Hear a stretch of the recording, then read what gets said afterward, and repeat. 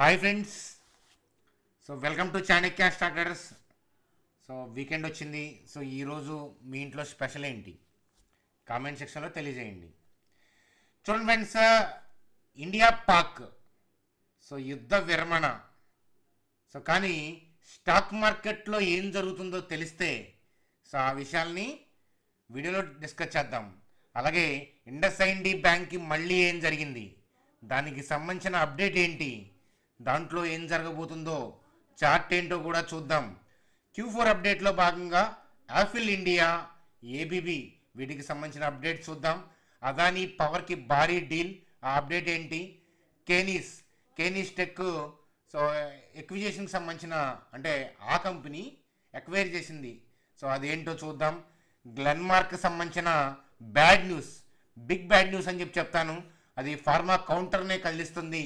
ఇత్యాది విషయాలు చూస్తూ బ్యాంక్ నిఫ్టీ వచ్చే వారం ఎలాంటి ట్రెండ్ కొనసాగుతుంది, ట్రేడర్లు ఎలాంటి జాగ్రత్తలు తీసుకోవాలి, ఇత్యాది విషయాలు డిస్కస్ చేస్తూ సింపుల్గా వీడియోని ఎత్తేద్దాం. చూడండి ఫ్రెండ్స్, వీడియోలోకి వెళ్ళే ముందు ఒకసారి వీడియోని లైక్ చేసుకోండి. అలాగే కొత్తగా వాచ్ చేస్తున్న వాళ్ళని సబ్స్క్రైబ్ చేయమని మరీ చెప్తాను. ఎందుకంటే ఇది చాలా important turn around time stock మార్కెట్లో.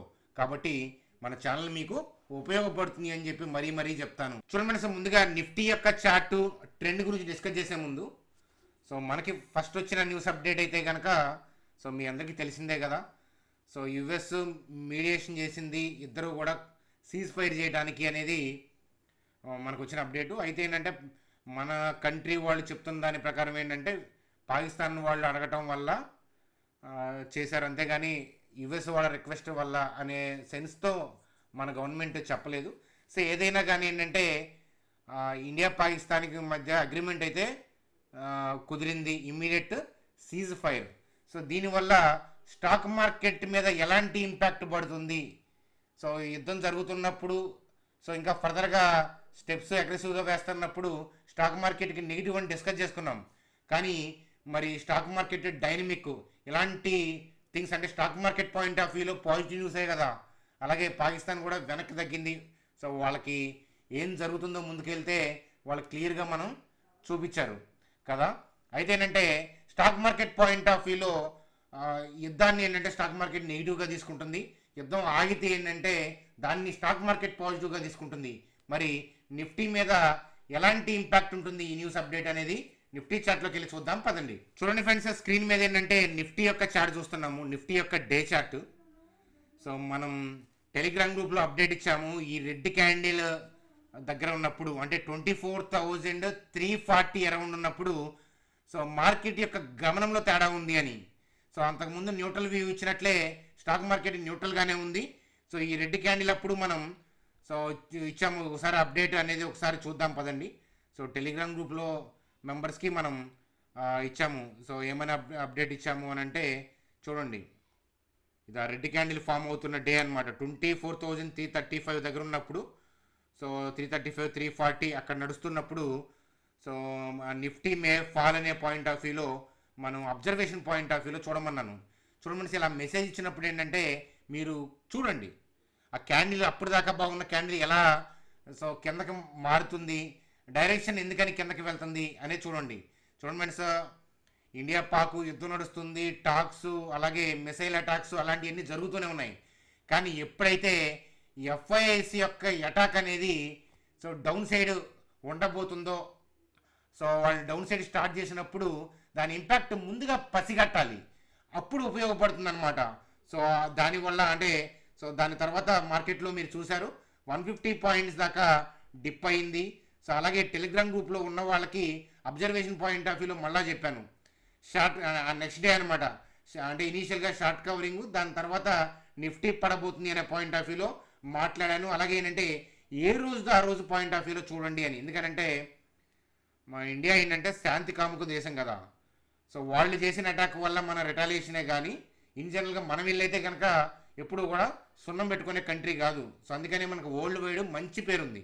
అలాగే ఏంటంటే ఇప్పుడు ఏంటంటే అమాయక ప్రాణాలు బలవుతాయి. అట్లాగే ఏంటంటే వాళ్ళ నుంచి వచ్చిన రిక్వెస్ట్, అలాగే యుఎస్ కానీ రిమైనింగ్ కంట్రీస్ కొన్ని కంట్రీలు వాళ్ళు కూడా ఏంటంటే మధ్యవర్తిత్వం చేశారు. అలాగే వాళ్ళు కొన్ని హామీలు తీసుకునే ఉంటారు. అంటే ఉగ్ర దాడులు అట్లాంటివి చేస్తే మాత్రం యుద్ధంలాగే ట్రీట్ చేస్తాం భవిష్యత్తులో అని చాలా కరాఖండిగా చెప్పే సీజ్ ఫైర్ చేసి ఉంటారు. ఆ అప్డేట్స్ మనకు స్లోగా వస్తాయి అన్నమాట, ఎందుకంటే ఇదంతా కూడా కాన్ఫిడెన్షియల్ డేటా కదా. సో ఏదైనా కానీ మార్కెట్ డైనమిక్స్ నడుస్తున్నప్పుడు ఏంటంటే సో చాలా జాగ్రత్తగా ఉండాలి. అందుకని ఏ రోజు ఆ రోజు అనే పాయింట్ ఆఫ్ వ్యూలో చెప్పాను. అలా కాకుండా సో అగ్రెసివ్గా ఏంటంటే పొజిషనల్ పాయింట్ ఆఫ్ వ్యూలో వెళ్ళుంటే ఇబ్బంది పడి ఉండేవాళ్ళు.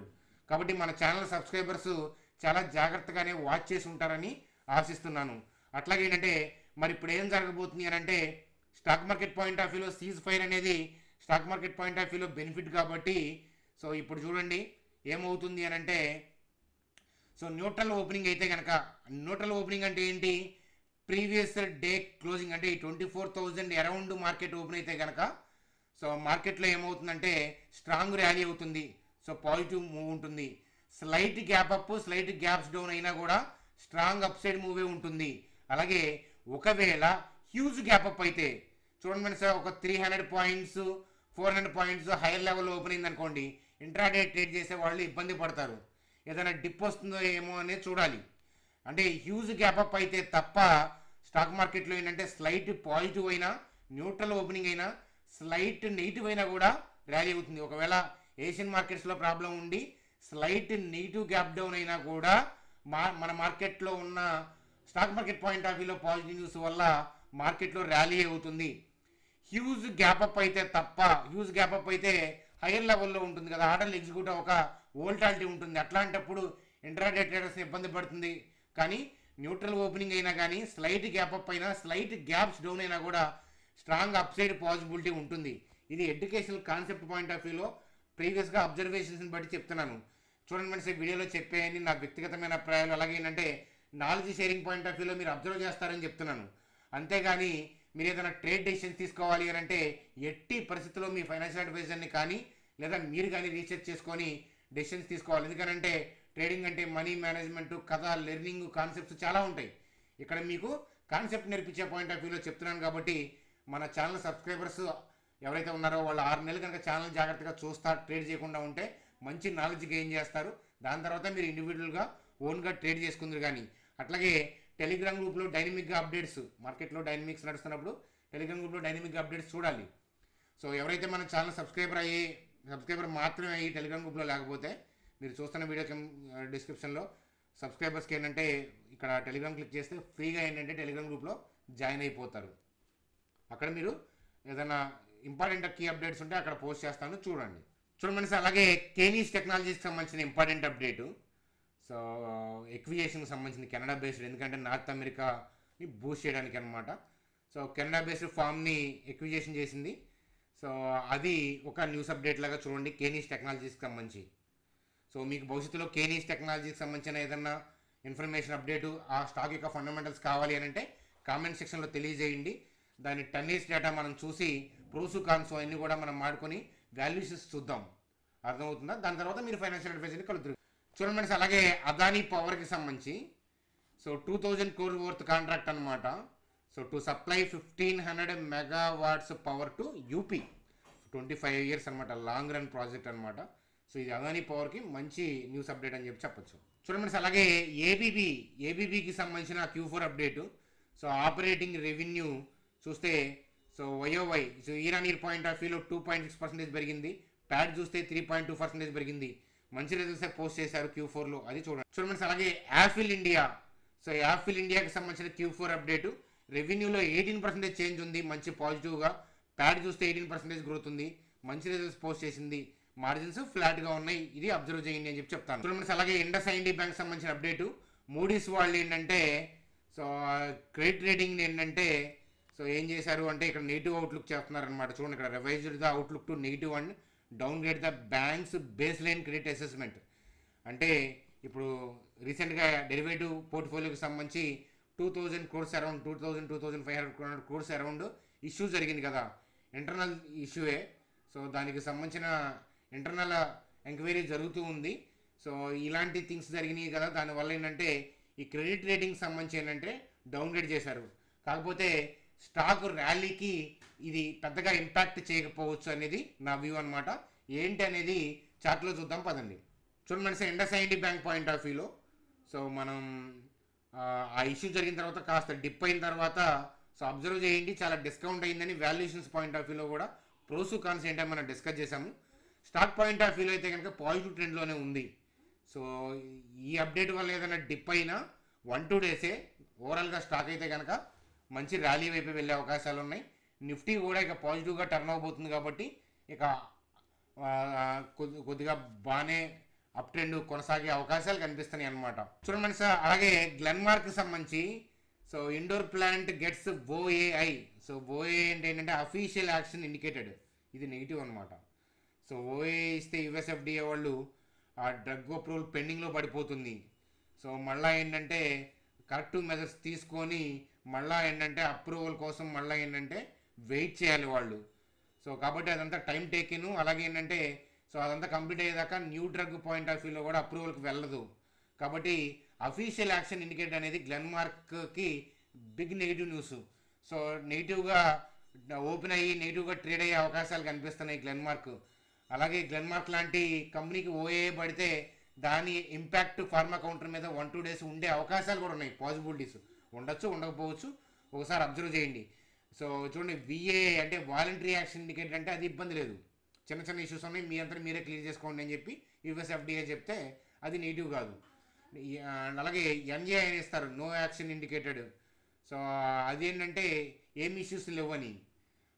అంటే విఏ ఇచ్చినా ఎన్ఏ ఇచ్చినా అది పాజిటివ్ థింగ్స్, కానీ ఓఏ అనేది బిగ్ నెగిటివ్ థింగ్ అనమాట. సో కాకపోతే కంపెనీ వాళ్ళు ఏం చెప్తున్నారంటే దాని మీద వర్క్ చేసి మళ్ళీ ఏంటంటే అచీవ్ చేస్తామనే పాయింట్ ఆఫ్ వ్యూలో చెప్తున్నారు. గ్లెన్మార్క్ లాంటి కంపెనీని నమ్మొచ్చు, కాకపోతే టెంపరీగా స్టాక్ మాత్రం డిప్ అవుతుంది, దాన్ని ఎవరు ఆపలేరు, including Glenmark. Sir bank Nifty గురించి చూసే ముందు ఓలా ఎలక్ట్రిక్ 2-వీలర్ ఈవీ మార్కెట్ షేర్ చూడండి 30% ఉంది. సో కానీ దానికి ఉన్న ఇష్యూస్ సాల్వ్ చేసుకుంటే కంపెనీ బాగుపడుతుంది అనమాట. సో అలాగే ఏంటంటే చూడండి, మీలో ఎవరికైనా ట్రేడింగ్ అకౌంట్ డీమ్యాట్ అకౌంట్ లేకపోతే సో మన డిస్క్రిప్షన్లో డీమ్యాట్ లింక్ ఉంది చూడండి. సో ఏంజల్ 1 ఇచ్చాను. సో మీరు మొబైల్ నెంబర్ ఎంటర్ చేసి ఓటీపీ ఎంటర్ చేస్తే 10 minutesలో అకౌంట్ ఓపెన్ అవుతుంది. సో అలాగే పర్ ట్రేడ్ 20 రూపీస్ మాత్రమే ఛార్జ్ చేస్తున్నారు. ఏంజల్ 1 అంటే మ్యూచువల్ ఫండ్స్లో, గోల్డ్ బాండ్స్లో ఇట్లాంటి వాటిలో కూడా ఇన్వెస్ట్మెంట్ చేసుకోవచ్చు. అలాగే మీ మనీ సేఫ్, ఎందుకంటే ఏంజల్ 1 ఇప్పుడు డిస్కౌంటెడ్ మోడ్లోకి వచ్చి ఆఫర్లు చేస్తున్నారు, కానీ యాక్చువల్గా వాళ్ళు ఫుల్ టైం బ్రోకర్స్, చాలా బ్రాండ్, చాలా పేరుందనమాట. కాబట్టి మీరు అకౌంట్ డీమ్యాట్ అకౌంట్ లేకపోయినా, మీకు లేకపోయినా, ఫ్రెండ్స్కి లేకపోయినా, ఫ్యామిలీ మెంబర్స్ లేకపోయినా రెఫర్ చేయండి మన లింక్ అని చెప్తాను. వాళ్ళు ఏదైనా వెబినార్లు కండక్ట్ చేస్తుంటే మీకు ఇన్ఫామ్ చేస్తాను. అందుకని అకౌంట్ ఓపెన్ చేసిన వాళ్ళు మీరు ఐడిని మా టీం నెంబర్కి వాట్సాప్ చేయండి అని చెప్తాను. చూడండి మరి, అలాగే బ్యాంక్ నిఫ్టీ పాయింట్ ఆఫ్ వ్యూలో, so bank Nifty point of వ్యూలో కూడా ఏంటంటే ప్రాఫిట్ బుకింగే అవుతుంది. సో అలాగే ఇష్యూ వల్ల కింద పడేది, కానీ ఇప్పుడు సీజ్ ఫైర్ అయింది కాబట్టి సో ఇది పాజిటివ్ న్యూస్ అనమాట స్టాక్ మార్కెట్ పాయింట్ ఆఫ్ వ్యూలో. కాబట్టి gap up, huge gap up అయితే జాగ్రత్త. ఏదైతే నిఫ్టీకి చెప్పానో సేమ్ రూల్స్ వర్తిస్తాయి అనమాట. న్యూట్రల్ ఓపెనింగ్ అంటే నిన్నటి అంటే ప్రీవియస్ క్లోజింగ్ ఏదైతే ఉందో, లాస్ట్ ఫ్రైడే క్లోజింగ్ దగ్గర ఓపెన్ అయిందనుకోండి, మంచి స్ట్రాంగ్ పాజిటివ్ మూవ్ ఉంటుంది. స్లైట్ గ్యాప్ అప్ అయినా స్ట్రాంగ్ అప్ సైడే ఉంటుంది, స్లైట్ గ్యాప్ డౌన్ అయినా కూడా అప్ సైడే ఉంటుంది. హ్యూజ్ గ్యాప్స్ అప్ అయితే మాత్రం వెయిట్ చేయాలి, ఎందుకంటే ఇది పాజిటివ్ న్యూస్ అని అందరికీ తెలుసు కదా. సో ఇలా హయ్యర్ లెవెల్లో, బాగా టూ మచ్ హయ్యర్ లెవెల్లో ఓపెన్ అయితే వోల్టాలిటీ ఉంటుంది. సో అందువల్ల జాగ్రత్తగా ఉండాలి అని చెప్పి మరొకసారి చెప్తాను. సో అది ఫ్రెండ్స్ మనకి సో ఈ వీకెండ్ వీడియో. సో కుదిరితే ఇంకేదైనా అప్డేట్స్ ఉంటే ఈవినింగ్ వీడియో చేద్దాం మిరాకిల్లో. సో అందాక సెలవు. మరి మీ అభిప్రాయాలు కామెంట్ సెక్షన్లో తెలియజేయండి. Bye friends, good day.